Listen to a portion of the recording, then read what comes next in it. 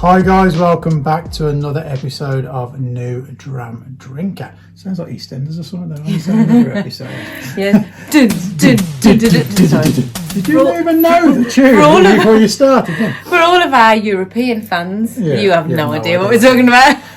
So we have got another video for you with another whiskey, obviously, because it wouldn't be New Dram Drinker if it didn't have a whiskey in it. Can you imagine that? Today we're going to review tulips. Yeah.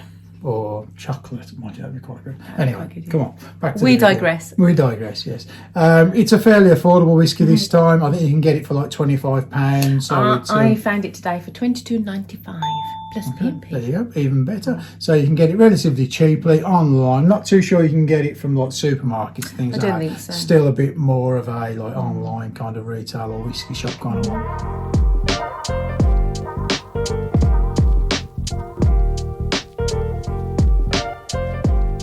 So as you saw, that was Cutty Sark Storm.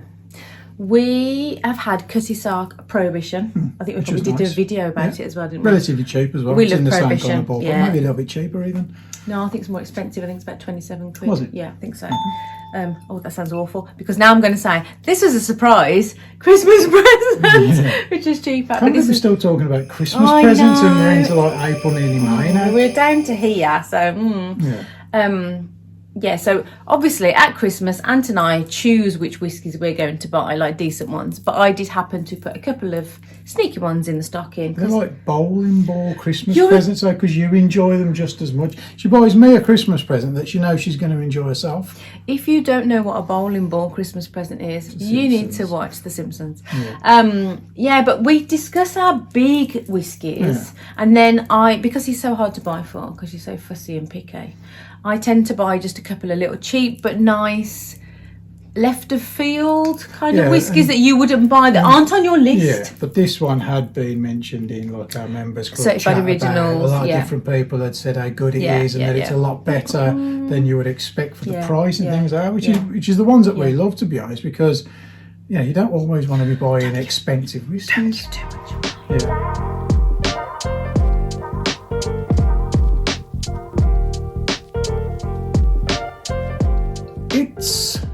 It's a weird one because it's not doing an awful lot. I've said this before, there's a lot kind of based on the theme of ships, and it does look like quite a piratey bottle, doesn't it? It's just the green bottle kind of, it's not that dark that you can't see how much whiskey's left in there like some bottles are, so that's good. And it's just got a good shape. It's just got a bit of a piratey... You literally did say I'm going to do it on purpose because you're going to take the mickey anyway. So it's just got, it fits in with the brand they've chosen well, I would say.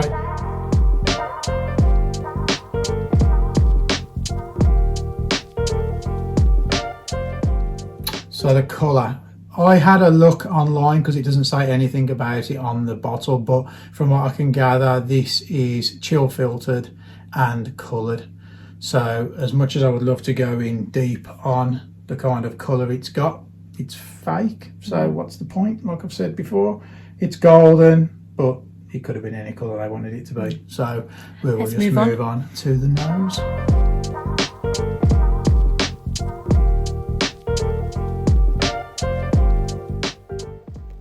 On the nose, Anthony said it had chocolate, cherries, vanilla, rich caramel and a toasted note. I said it was brown sugar, red fruits, caramel and prunes. How does the nose compare to your notes earlier on in the week, would you say? I liked you said chocolate cherry. I said red fruits. It's definitely a red fruits, 100%. I was kind of thinking, there's juicy red apples, grapes. You said cherries, which I think... I'm thinking darker than that. Well, bear with me. So I'm thinking, actually, your cherries was probably a good note.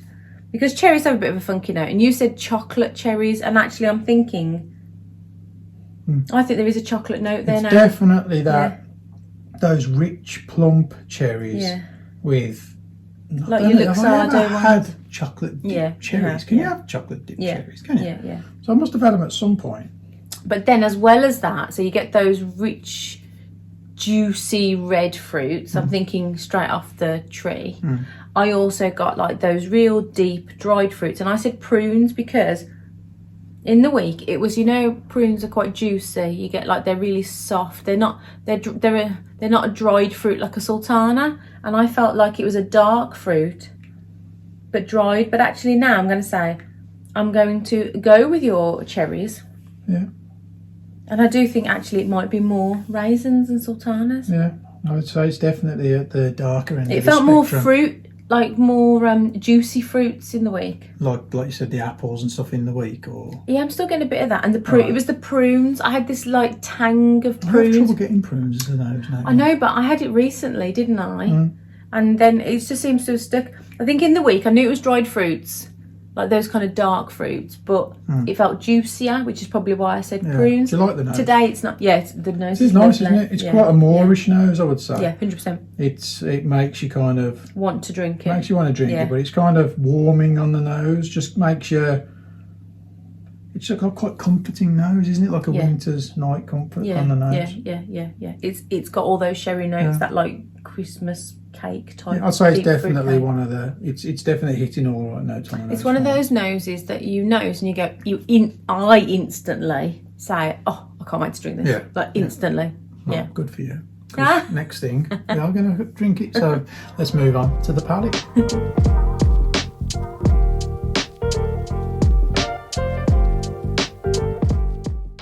On the palate, Anthony described it as warm, thin texture, spices, dark fruits, burnt toast and smoky wood. I said it was spicy, wood, caramel, dusty barns, dried fruits, sherry. Now for me, the palate's very thin.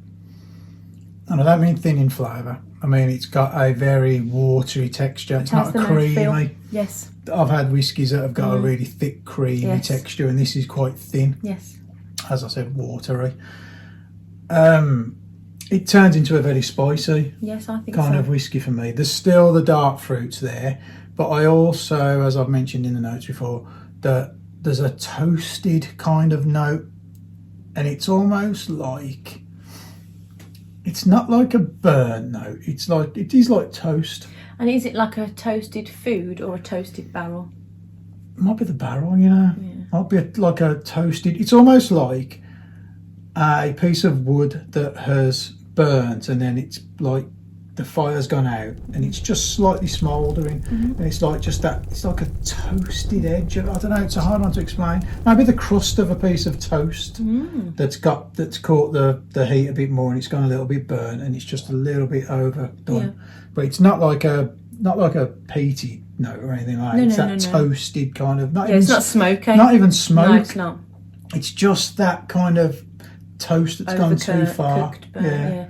For me, this is spicy and oak. I get the wood, and in the week I said that it made me think of dusty barns. I'm not so much getting that now, but the wood note, it's huge. I'm still getting that funky note as well on the palate, I would say. Okay. And I would say that ABV is slightly dialed up on the palate as well. It's getting it's not as fruity as I was hoping it would be on the palate from the nose, to be honest.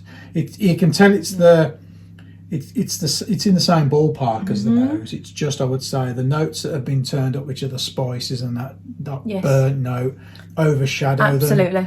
And I wish they didn't slightly. I wish the fruits came through a little bit more. I think in the week I got more of the fruits like you, and like we did sit, the whiskey did sit in the glass a bit longer in the week. It hasn't today, but I'm going to say that I've got less of those sherry, fruity notes, and it's the spices and the oak for me. The cask, So overall, but it's very nice, and when you take into account that it's probably under £25, so really £22.59, I think you said, didn't you? 95, I think, but with postage and packing. You know, we're looking at 25 quid. Yeah. It's a really good whiskey for that price.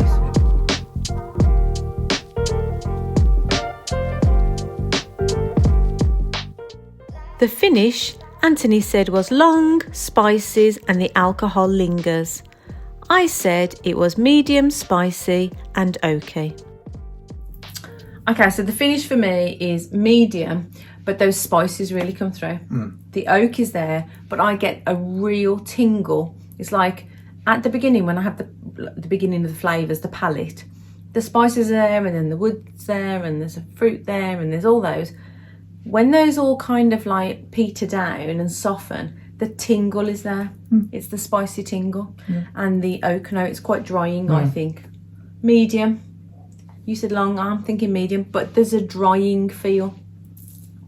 You see, for me, it's spices all day long. The spices that hang around into the finish.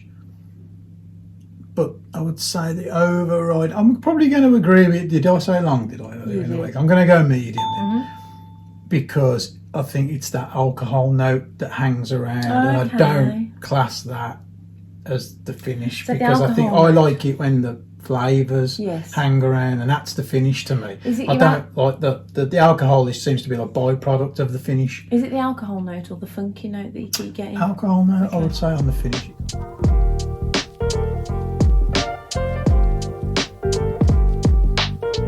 The award, and we're kind of taking the price into account a little bit, because it is a decent whiskey for the price. I mean, they're not asking crazy money for it. You can pick it up relatively cheap. And like you said, we might slightly be influenced by that, because for the money. Yeah, and I think you should be to a certain extent, because you have to judge everything by its price in a way, don't you? That's how the world works, isn't it? You know, you buy a TV that's not as expensive as the higher price ones, you're going to get a better TV for your money, and it's Potentially. Yeah, so I just think you have to take the price into account. We could kind of pick a bottle of this up when we couldn't afford anything else, and it would do the job, and it would be fine.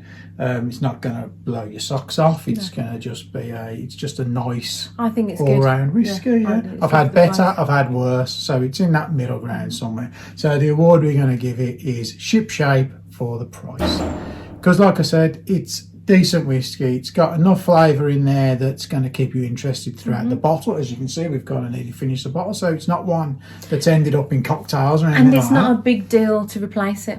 That's the thing. It's not. It doesn't cost you the earth to have another one on the shelf, and you can pretty much try all of the range for around the same kind of price. Yeah, it's up and down maybe a few pound here and there, but overall you're going to get all the different bottles for around the same price. So it's well worth having a go at if you see it, and it's on offer. Just have a look now. Nick said it's $22.95 if you want to try a bottle. So give it a go and let us know what you think. It's quite good. I quite like that we can recommend a bottle that's okay, that's average, that you might not have come across, that you might not know. You know, if you just want to buy a few cheaper bottles just to expand your repertoire. I'd say it's definitely hitting higher than its price, so you're not going to be disappointed with it at all. We just prefer the fruitier notes on the nose to what it gives you on the palate and finish, but you might love that. So by all means, listen to our notes, take away what you need to take away, give the whiskey a go, and pop in the comments what you actually think of it. Let us know, because we'd love to know. So that's it. So thank you for watching. I'm going to pass it over to Nicola to do the outro now, and we will see you again soon. The outro? What was I saying? I know that I'd stomp that. Okay. So Come on, let's have a go. Thanks for watching. Like Ant said, pop in the comments. Let us know where you are in the world. I'm filling, I'm waffling. No, I would really like to know actually where people are in the world who watch us. Okay. Pop in the comments. Didn't expect to say that. Where you are. Awesome. It's just something that I wonder sometimes. I do a lot of wondering, don't I? Yeah. Too much sometimes. It's the therapist in me. Yeah. Guys, thank you so much for watching. See you next week. And we'll see you next week. Bye bye.